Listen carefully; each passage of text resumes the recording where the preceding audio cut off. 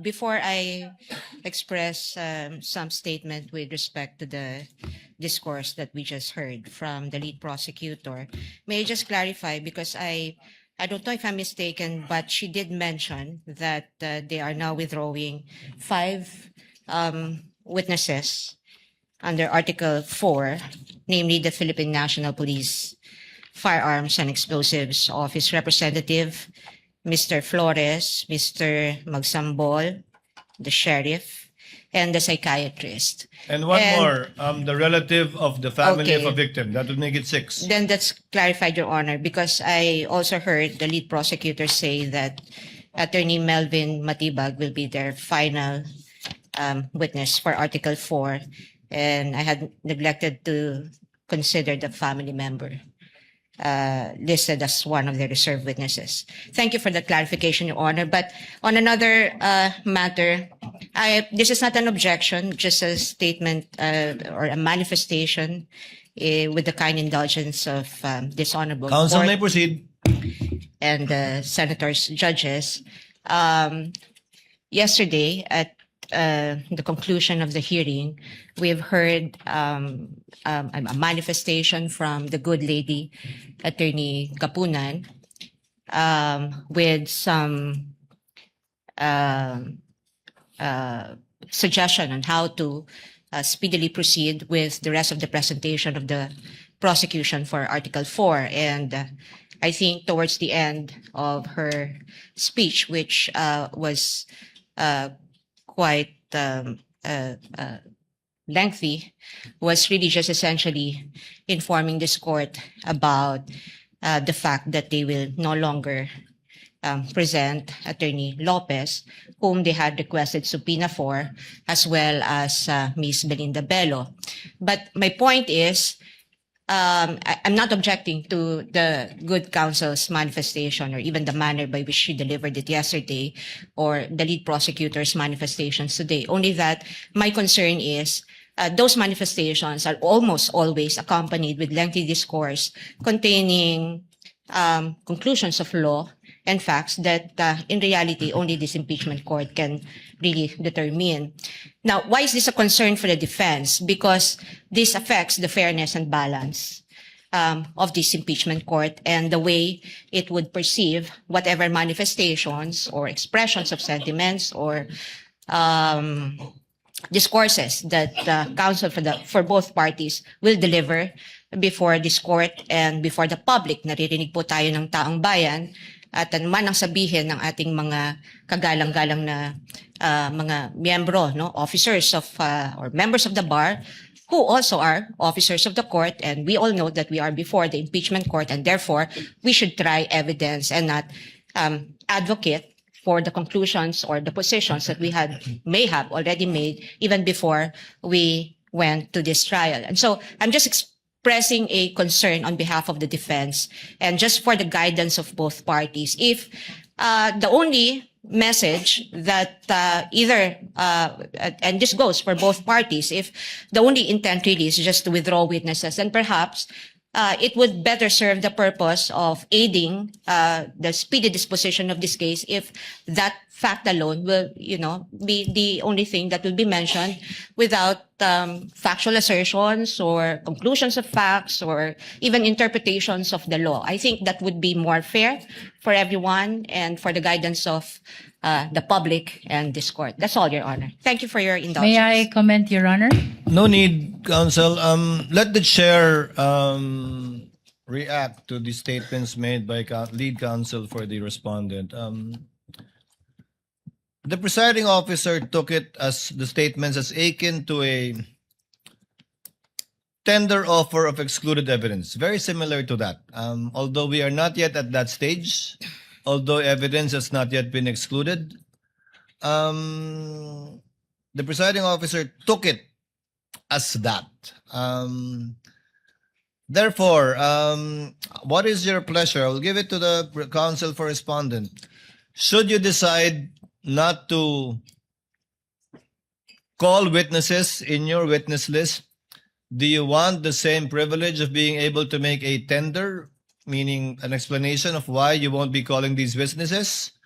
If not, given the fact that it was given already to the counsel for the, rather to the prosecutors, or we will simply remind both parties to cease from doing so henceforth. Uh, I give you the equal opportunity, counsel. Thank you, Your Honor. What is your pleasure? Let me just clarify, Your Honor. With respect to the presiding officer's statement on it, the chair taking the prosecution's manifestations, a tender excluded evidence, we respectfully disagree, because if this is a tender of excluded evidence, as the presiding officer had said, there was, number one, there's no excluded evidence, because number two, they never offered it in the first place, and number three, they didn't, in fact, withdrew the presentation of these 5, 6, or 7 remaining witnesses that they listed in their pre-trial brief. Number two, Your Honor, I'm not actually asking for any special treatment or privilege or even the same amount of time that were given to the lengthy manifestations and discourses by members of the prosecution. All I'm asking is if the parties may be guided and from making conclusions of law that in fact really just advocate the position, because I think we all agree that at no point during this trial that the prosecution and defense will probably say, I agree with you on this point of evidence or on this point of law. I think mahalaga nating maintindihan yun, because the prosecution clearly has taken side, defense taken side, and we are advocating for totally divergent views and opinions. All I'm asking, Your Honor, is that if the intent truly is to aid this court in speedy disposition of this case in a fair and balanced manner, just so also with the considering that we are being watched by the people, no? Yung ating mga mamamayan na sa tingin ko gusto rin nilang matuto mula dito sa paglilitis na ito, sapagkat sila interesado rin sa kung paano ba pinapagana ang batas sa bayang ito at kung paano pinatutupad yung mga karapatan, no, ng mga tao, at kung paano binibigyan ng pantay na halaga yung prosekusyon at depensa. All I'm asking is, if the intent is just to say we're withdrawing, then that's it.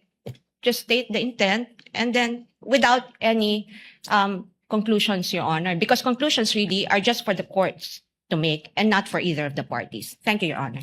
So noted, as the court said, it is akin to and not exactly a tender offer. Therefore, the court will now remind both parties to kindly limit any such manifestations on the withdrawal or change on the withdrawal of their witnesses, to kindly limit it to the withdrawal of such witnesses, and it applies to both sides, Thank both you, the Your Honor. prosecution and the respondent side, should that time come on the part of the respondent. So ordered.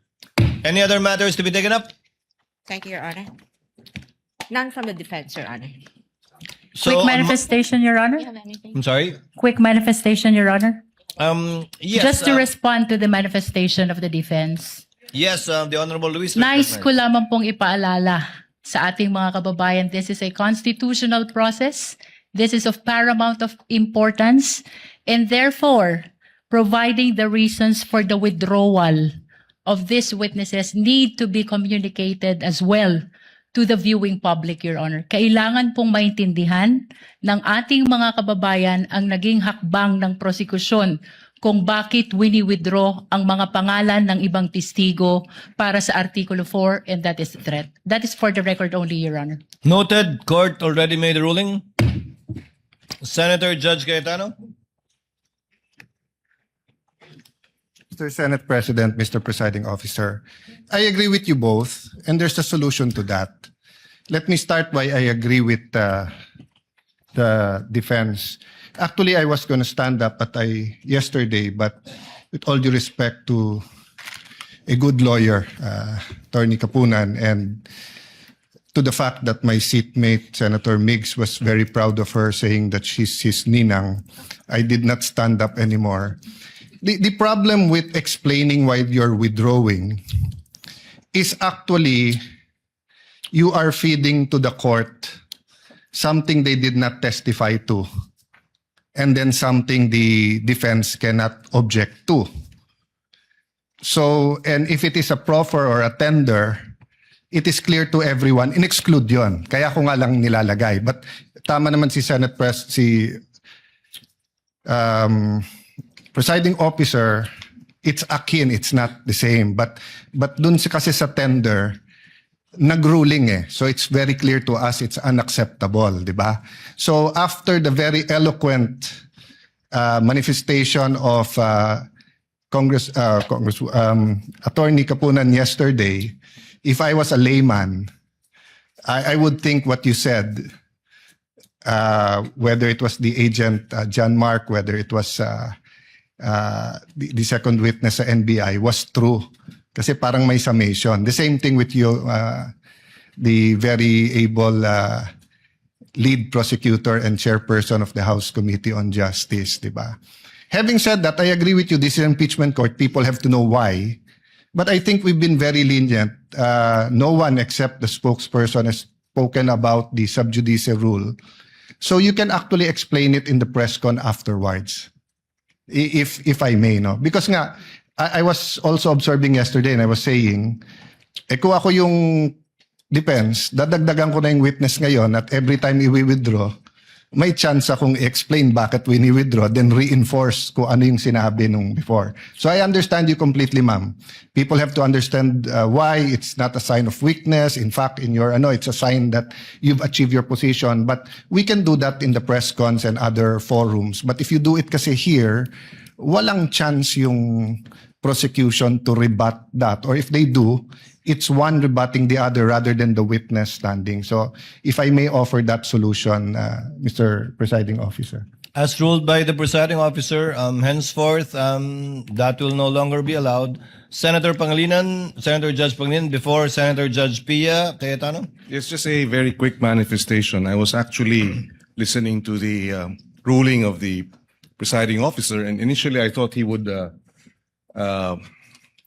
rule that the defense would likewise be given the opportunity to speak up, and at some point when they likewise have the opportunity to withdraw witnesses.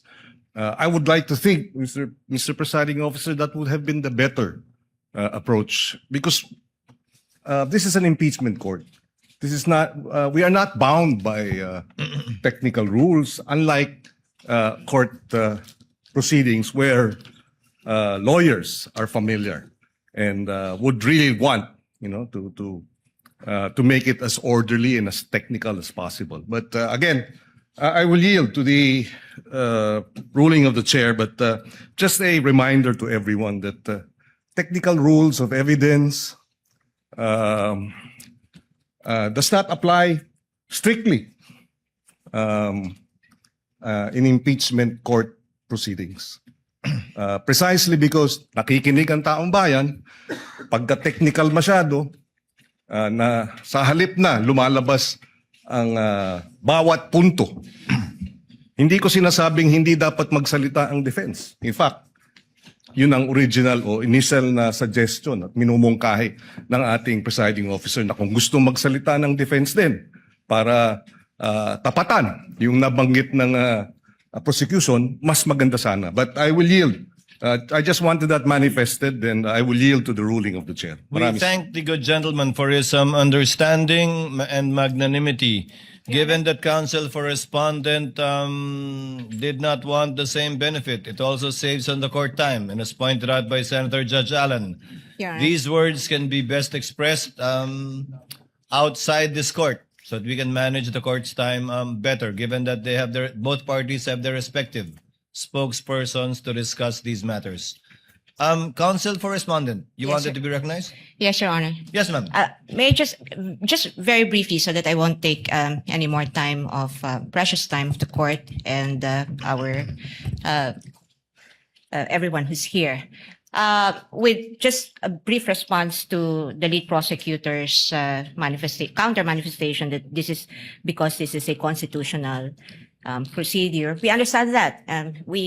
When we came here, mulat ang aming mga mata na pumunta rito at alam namin na ito ay isang constitutional mekanismo. Kaya nga, yung sinasabi ko kanina at ang aking kahilingan lamang ay nakasandig doon sa prinsipyo na yon na dahil ito ay isang constitutional mechanism, kailangan siguraduhin natin na balanse at patas yung lahat ng magaganap. At hindi ko, I find it difficult to understand how manifestations containing assertions that are laden with conclusions and personal advocacy, and obviously one-sided advocacy of either parties, would help the court arrive at the proper determination of whether the respondent is guilty or not guilty of the charges contained in the articles of impeachment. Hindi rin po ito in response po to our just good Senator Pangilinan, hindi po technical na or rules, no, yung aking ini-invoke dito, kundi yung actually it's substantive dahil ito ay nakasandig sa ating saligang batas. Salamat po. Noted. Senator Judge Pia Cayetano is recognized. What is your pleasure, ma'am?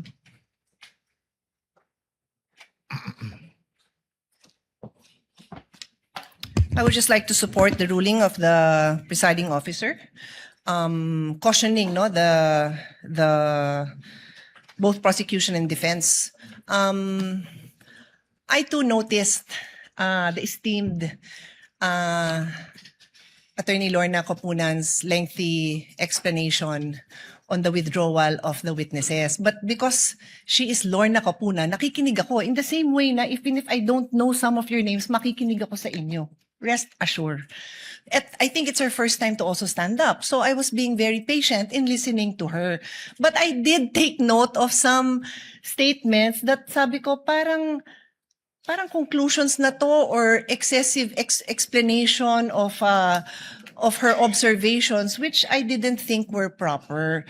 So okay na yon, tapos na yon, pero moving forward nga, Mr. Presiding Officer, I agree with you.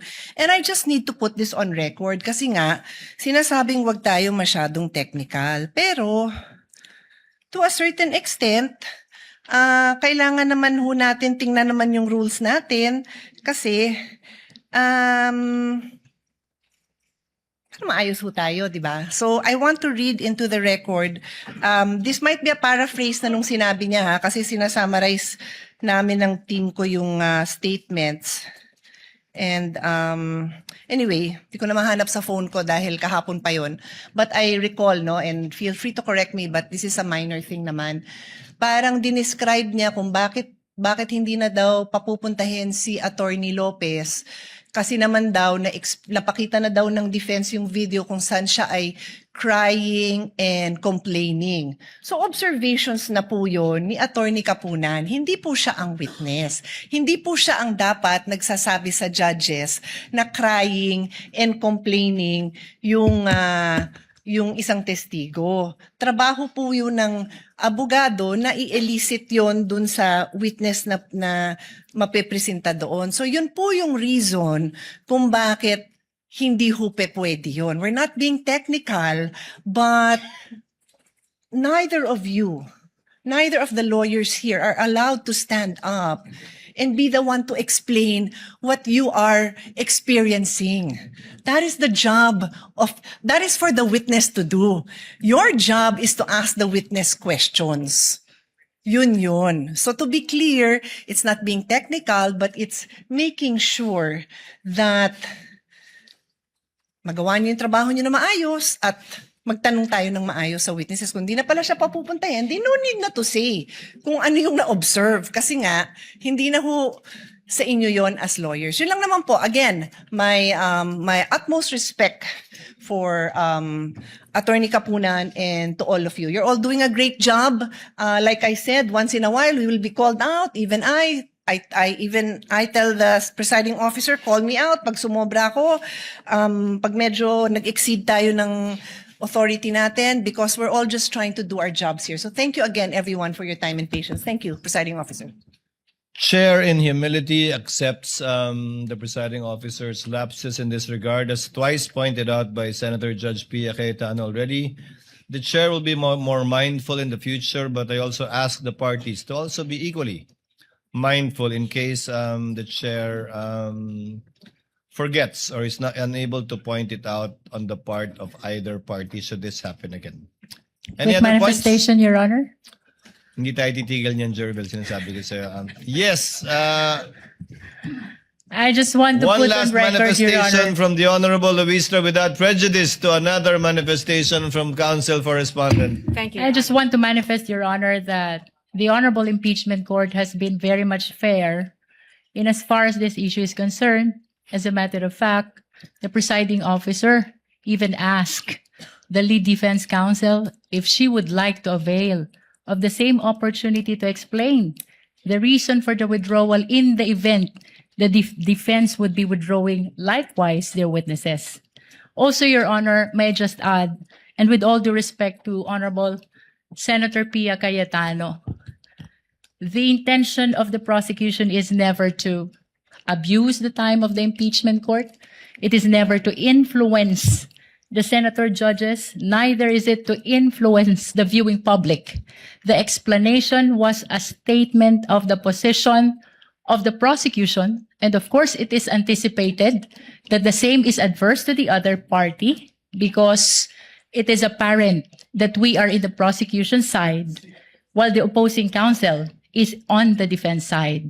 But nonetheless, let me reiterate and put on record, Your Honor, the purpose is not to influence the senator judges, neither is it to influence the viewing public. It is only a statement of position of the prosecution for withdrawing the names of the prosecution's witnesses, Your Honor. Noted, and the ruling of the court stands on the matter. Just a Counsel for Respondent. brief counter manifestation, Your Honor. I thank the lead prosecutor for mentioning that the same courtesy was earlier offered to the defense with respect to providing lengthy discourses or manifestations before this court. But I think the point essentially that I'm trying to make is that we're not asking the court for any advantage. What we're merely asking is fairness. That's all, Your Honor. Thank you.